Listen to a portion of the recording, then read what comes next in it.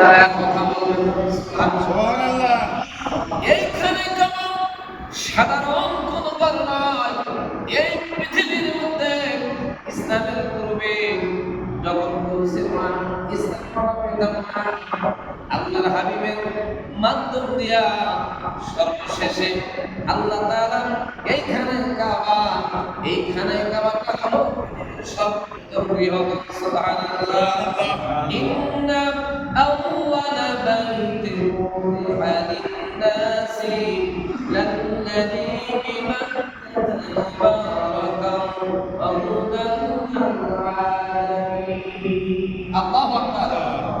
আল্লাহর হাবিব বলেন, পৃথিবীর মধ্যে সর্বপ্রথম আল্লাহ তাআলা খানায় কাবা, এই কাবাকে নির্মাণ করেছিলেন সাইয়েদনা ইব্রাহিম আলাইহিস সালামকে দিয়ে। সুবহানাল্লাহ।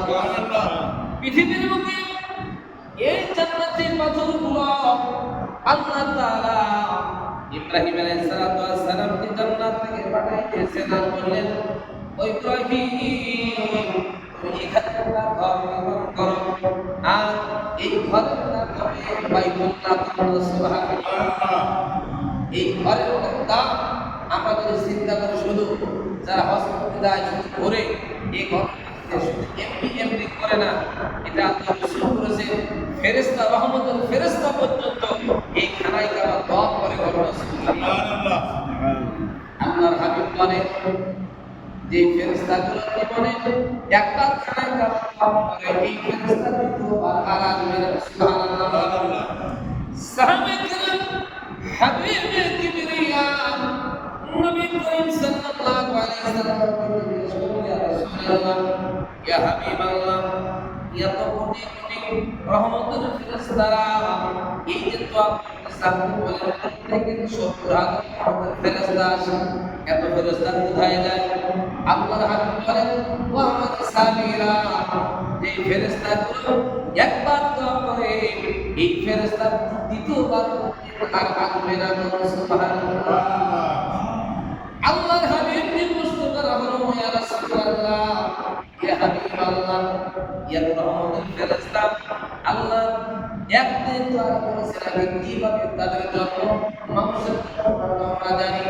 আল্লাহর হাবিব বলেন, এই যে জিবরাইল আলাইহিস সালাতু ওয়াস সালাম উনি নূরের একটা সাগর আছে, এই নূরের সাগরের মধ্যে একবার এই ফুটা দেওয়ার পরে শরীরে একটা ঝাঁকি মারে, প্রত্যেকটা ফুটা থেকে একটা করে ফেরেশতা আল্লাহ তাআলা অনেক বিষয় ওদিকে রয়ে গেছে যে আল্লাহ তাআলার সৃষ্টি, মানুষ ফেরেশতা দিন এক একটা সৃষ্টি, এক একটা সিস্টেম আল্লাহ তাআলা তৈরি করেছেন। তাহলে আমরা মানুষ শুধু আমাদের জন্য নয়, আমরা যদি চিন্তা করি যে আমরা মানুষ, আমাদের আল্লাহ বলেছেন, আল্লাহ বলেন, ইয়া রাসূলুল্লাহ, ইয়া হাবিবাল্লাহ, আপনি জানায়া দেন আমার কত রহমতের ফেরেশতা আছে, এরা কিয়ামত পর্যন্ত খানায় কাবা মানুষের উপর দোয়া করবে। সুবহানাল্লাহ। আল্লাহুম্মা সাল্লি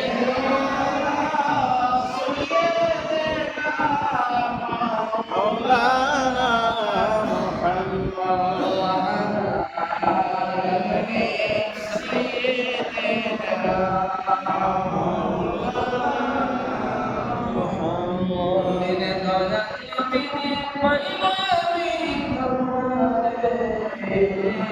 হৃদয় পেতে হয়ে যাব না পাইলে জগতে।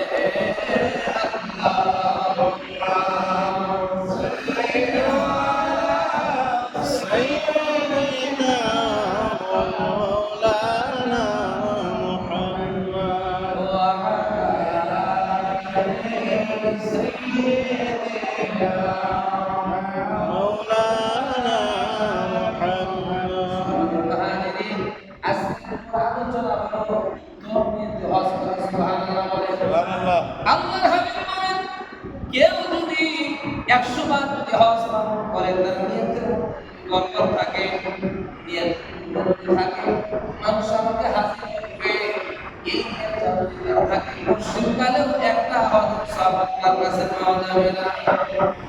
একটা হজের সওয়াব আল্লাহর কাছে পাওয়া যাবে না।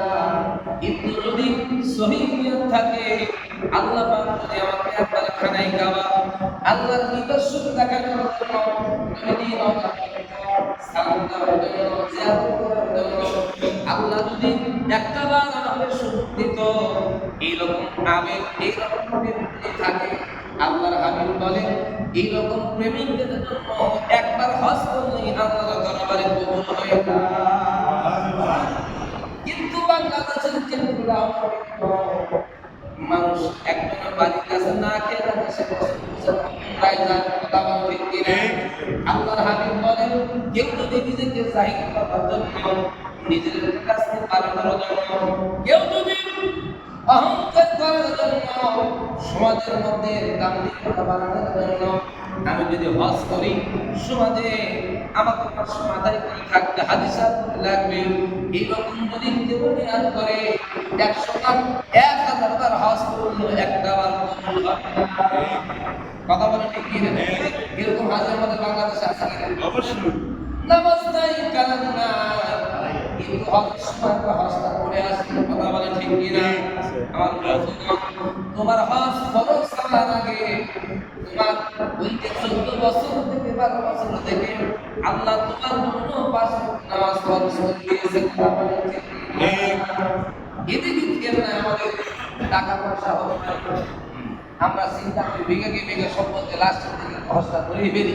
আল্লাহ হাবিব বলছেন হজ সামর্থ্য থাকা পর্যন্ত যারা হজে যাবে, শক্তি সামর্থ্য শুধু টাকা নয়, তার শরীরে শক্তি থাকতে হবে। জোয়ান মানুষের জন্য হলো হজ। সুবহানাল্লাহ বলেন না? সুবহানাল্লাহ। হজে যাওয়ার পরে নিজের কাজ যদি অনুমোদন করে দেয়, এই সবটা তুমি পাবো না। যদি সব না পাওয়া যায়, অযথা টাকা পয়সা খরচ করার কোনো দরকার নাই। কথা বলেন ঠিক কিনা? কাজে যাদের টাকা আছে, পয়সা আছে, হজে যাওয়ার এই ব্যক্তিরা যদি চিন্তা করতেছেন এই বছরে আরো 10 বিঘা ধান লাগাইছি, মনে বসে যাবে। কথা বলেন ঠিক কিনা? এমন অবস্থায় যদি আপনি মারা যান, আল্লাহর হাবিব বলেন ইহুদি অথবা নাসারা হয়ে মারা যাক, আমার কোনো আশা যায় না। এই ব্যক্তি ইহুদি অথবা যদি নাসারা হয়ে মারা যায়, রাসূল আপনাকে চিনবে না। তুমি যতই হজ করো আর মদিনা মক্কায় যাও, যদি রাসূল তোমাকে না চিনে, তোমার গিয়ে কোনো লাভ নাই। ঠিক না ভাই? ঠিক। একটু করে বলেন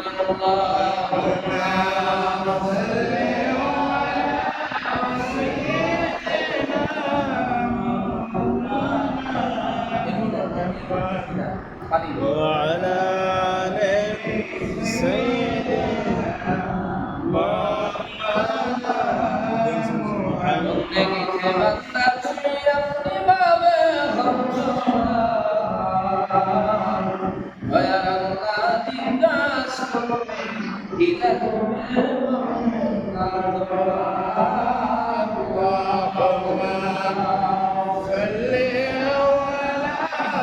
سيدنا مولانا محمد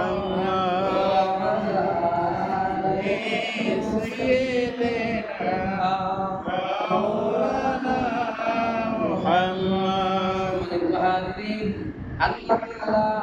الحمد لله الذي جعل الحج ضحى